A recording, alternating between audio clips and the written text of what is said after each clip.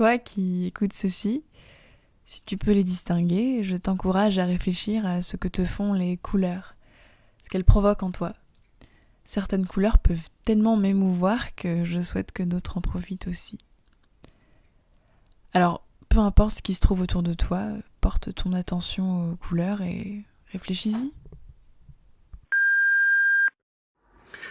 Razvitali yablani gruši, paplili tumani nad rikoj, vychadili na bělé Kaťuša, na vysoký bělek na krutoj. Vychadili na bělé Kaťuša, na vysoký bělek na krutoj. Vychadila písňu zavadila, prostipnova sazra ara, Pratavo Katarovo ljubila, pratavo či písňa birigra. Pratavo Katarovo ljubila, pratavo či písňa birigra. Oj, ty písňa, písňonka diviča, ty leti za jasným slncem svět.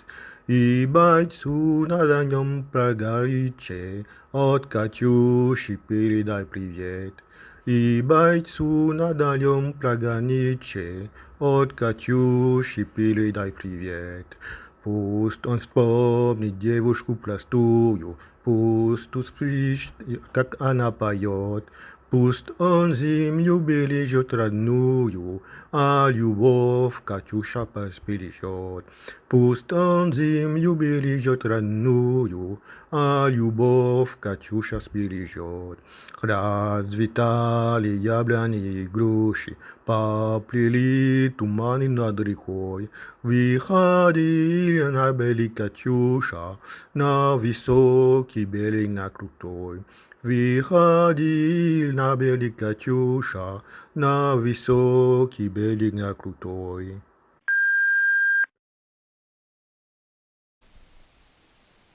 Voilà. Donc, le milieu.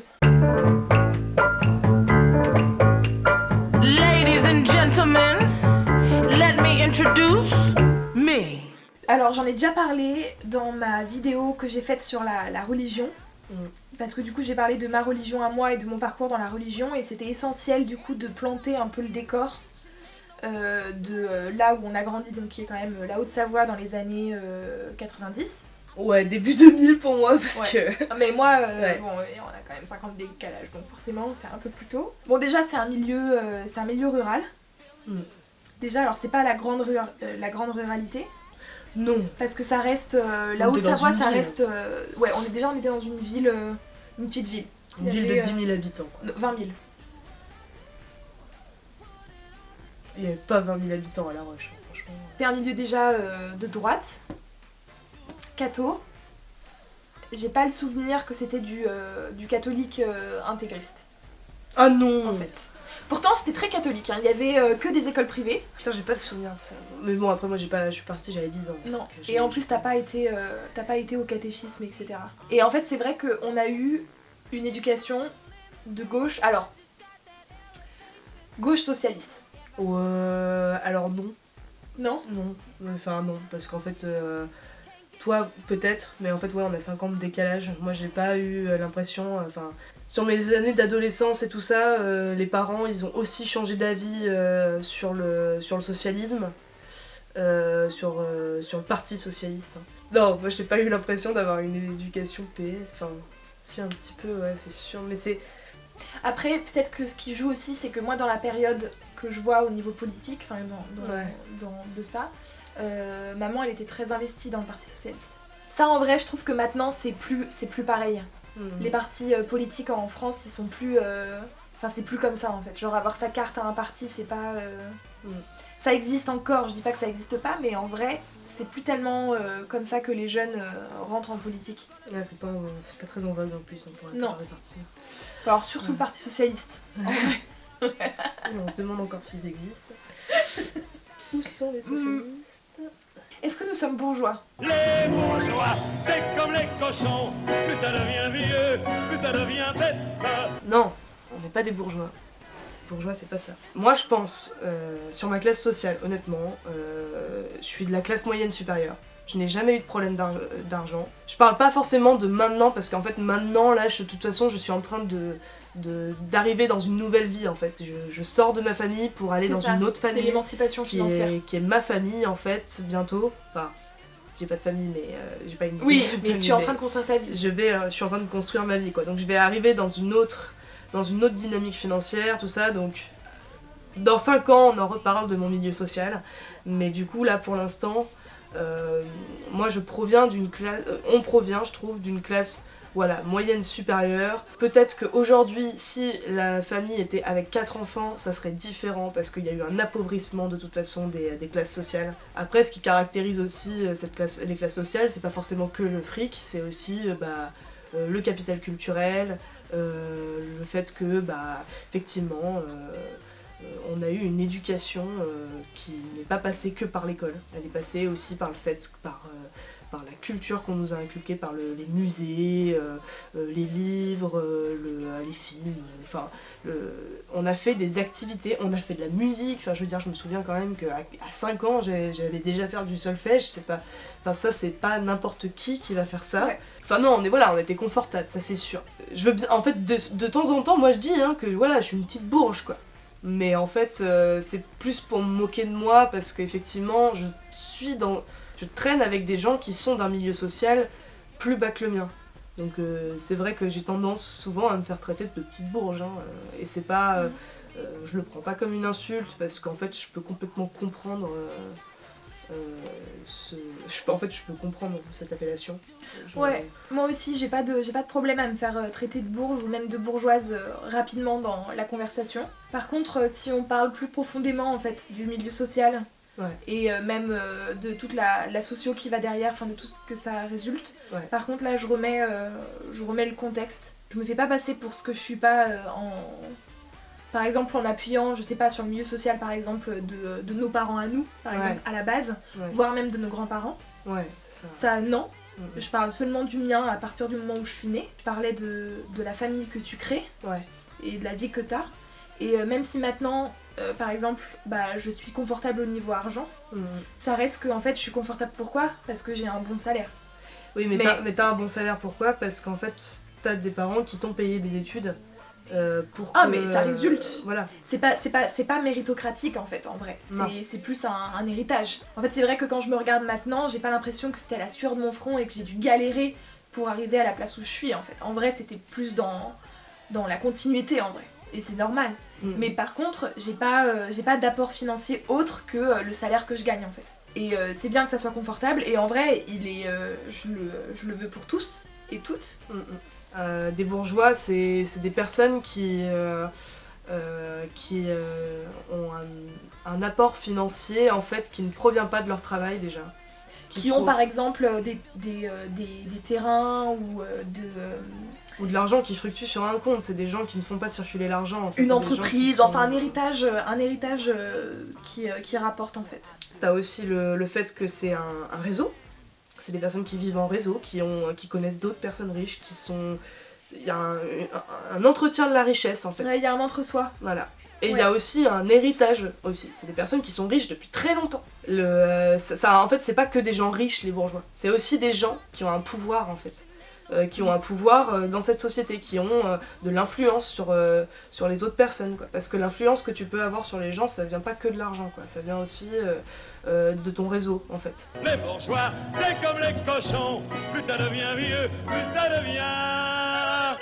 Et en fait, vous pouvez lire et voir les Pinsons Charlot sur ce genre de sujet, comme ça, vous saurez ce que c'est des ultra riches, des bourgeois,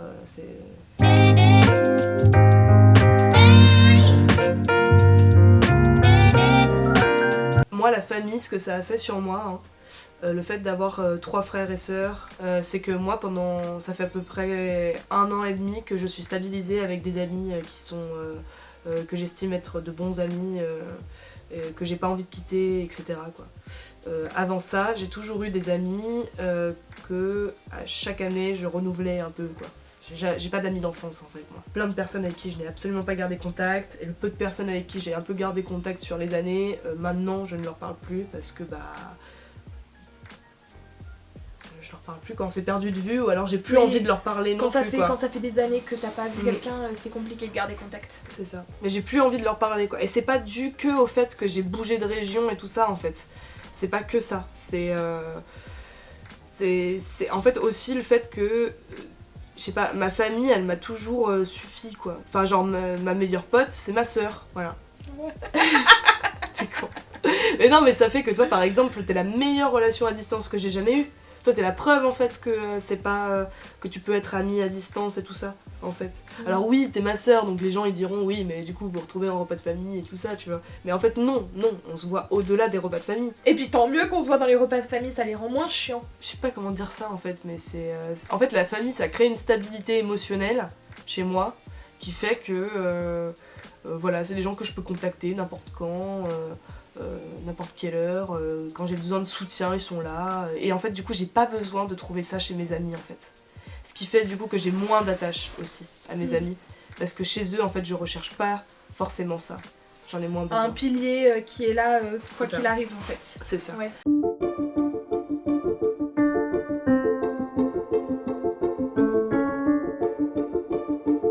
Comment est-ce qu'on imagine, en fait, le futur là-dedans? Et je parle notamment à un shift générationnel.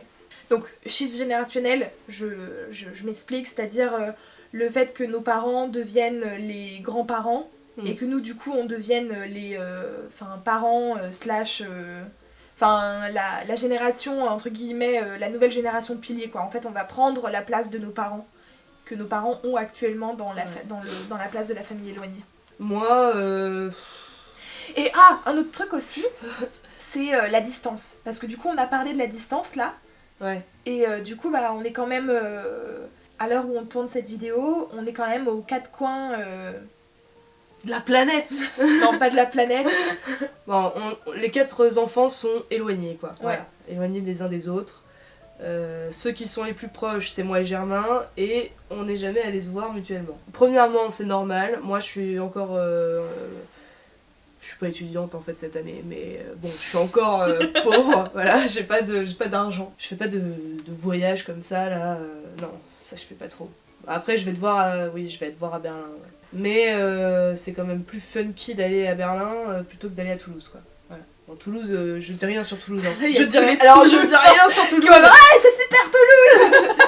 Non mais Toulouse c'est super. Non mais vraiment j'aime bien Toulouse en plus. Bon écoute, moi pour le futur je sais pas, déjà j'arrive même pas à me projeter pour l'an prochain. Moi j'aimerais bien qu'on fasse des non-repas de famille, donc c'est-à-dire des trucs autres Ouais. qu'à Noël quoi, parce Ouais. que Noël... Mais en Ouais, vrai, ouais. c'est déjà ce qui se passe plus ou moins. Au final, il y a 2 ans, alors j'ai jamais pu y assister parce que j'étais toujours au Brésil, mais... Oh ma pauvre, mais t'étais y a toujours eu- au Brésil. Oh là là, c'est terrible. Alors elle se fout de ma gueule, mais en vrai, à chaque fois que je peux pas venir à ce genre de rassemblement, il y a genre tout le monde qui me le dit. Bon bref, mais il y a 2 ans, il y a eu c'était quoi? C'était l'anniversaire de tonton? Non, c'était l'anniversaire de mariage de tonton et tati. L'année dernière, il y a eu la cousinade. Ouais. Donc en vrai, il y en a des rassemblements de famille autres que Noël. Ce qui est vachement mieux. Ouais, Vachement je mieux, ça préfère a rien à aussi. voir. C'est beaucoup plus simple. Alors, c'est ma résolution 2020. C'est d'accepter que la famille, en fait, est une valeur chez moi. Je sais pas... Pourquoi tu te fous de ma gueule comme ça? Ça c'est de la résolution, alors ça c'est fou. Ok très C'est bien. insupportable, t'es méchante de te Pardon, foutre de ma gueule comme ça. t'as qu'à couper. La meuf, après, elle se dit mon amie et tout, tu sais, je lui dis ça. Ça, c'est de la résolution. Écoute, moi, j'ai pas de résolution, j'ai que des objectifs. Ah ta gueule. Je sais pas pourquoi, mais déjà j'associais beaucoup la famille à une valeur un peu conservatrice, tu sais, un peu vieillotte, tu vois. Les valeurs familiales, c'est des valeurs assez anciennes. Ouais. Et si t'écoutes un peu des personnes très conservatrices, Ouais. généralement la famille, ça revient beaucoup, tu vois. Et je pense que j'associais déjà la valeur familiale à ça. Ouais. J'avais du mal à voir comment est-ce qu'on pouvait avoir la famille comme valeur et être plus ouvert. Et le fait aussi que j'associais sans arrêt cette histoire de repas de famille à Noël Ah ouais. et du coup la valeur familiale. Ouais. Parce que du coup, dans cette période exactement, il y a 2 teams. La team, je supporte pas Noël, généralement à cause des repas de famille. En vrai, ça revient la plupart du temps, quoi. Ouais. Et j'adore Noël, j'adore l'esprit de Noël, j'adore la famille, c'est génial, etc.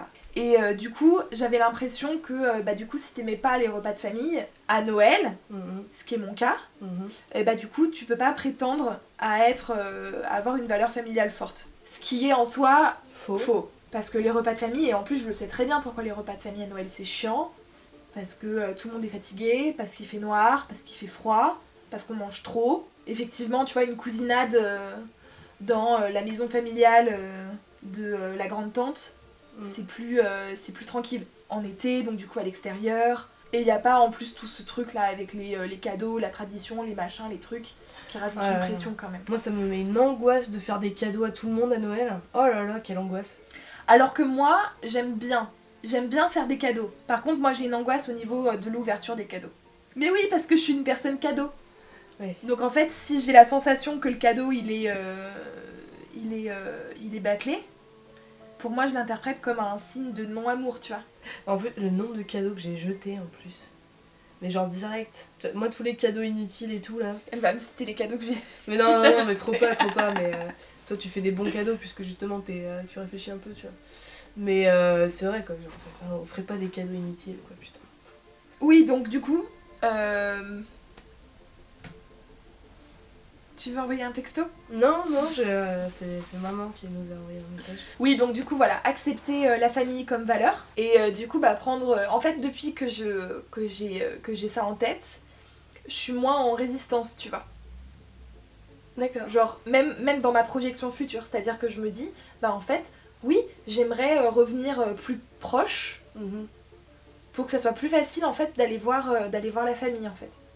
Bon après, ouais, c'est vrai que tu me dis ça, mais moi je voulais émigrer à Marseille pour être plus proche. Pour être plus proche. Ouais, c'est vrai. Ouais. Mais moi j'ai pas de problème avec ma famille, hein.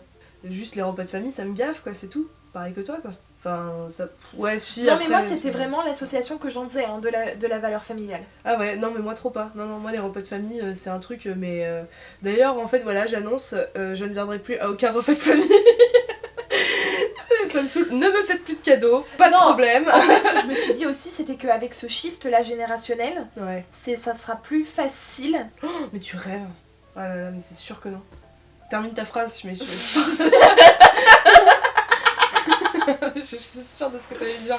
Est-ce que tu penses que ton idée de faire par exemple un repas de Noël entre frères et sœurs, ouais, ça serait plus simple? Ah non, mais ça serait super chiant, putain. Avec tout le monde là? Le problème c'est que ça va être compliqué de faire avec tout le monde maintenant. Mais oui, mais en tu plus on a tous des copains, des copines là, enfin oui. Du coup autre que des copines pour certains. C'est parce que Charles c'est plutôt sa femme quoi, c'est pas trop sa copine. Non mais tu vois par exemple de faire un repas de famille, enfin du coup c'est pas un repas de famille mais de faire un Noël genre toi et moi par exemple, avec nos copains respectifs. Oui voilà, non mais ça peut se faire c'est sûr, mais c'est... Regarde, voilà, tant que je serai pauvre, ça sera à moi d'aller jusqu'à Berlin parce que tu peux nous accueillir quoi. Oui, voilà, ça c'est bien ça. Parce que moi ça me saoule d'aller à Berlin à Noël. Ouais. C'est... En vrai, c'est plus logique que les gens qui ont de la thune, ils se déplacent. Bon voilà, très bien, tu viens faire le Noël à Rennes Noël prochain, voilà, très bien. Ouais. Voilà, c'est bon, on a organisé le Noël. À tout Papa, maman, si vous passez par là, vous êtes au courant. Ok, il reste 2 thèmes à aborder. La famille nombreuse ouais. et le cas particulier qu'on a qui est qu'on travaille ensemble.